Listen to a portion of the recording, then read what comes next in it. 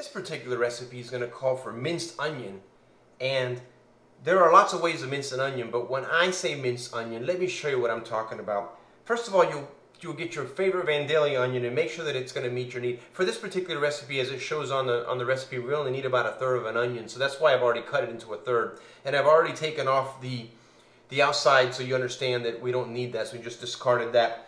But when I say minced, what I'm really looking for here is for you to cut the onion in about a 1/8 or 1/16 inch thin, very, very thin. And you want to do that as much as possible. You want to try to cut it all the way across if possible to give you that uniformed feel, and it'll give you that texture you're looking for when the recipe's finally done.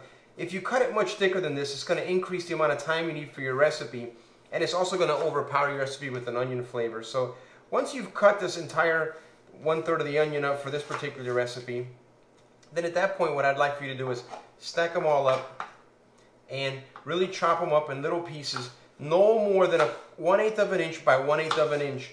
And there's lots of ways to do this, but as I mentioned, this is the way that I mean in my recipe here, which will bring you the best possible flavor for your particular recipe here. So we're going to continue doing that. And then one thing that I like to do is I like to turn the cutting board sideways, and then I will take all those and I will cut it one more time to make sure that there's no pieces that are any bigger than, like I said, 1/8 of an inch by 1/8 of an inch.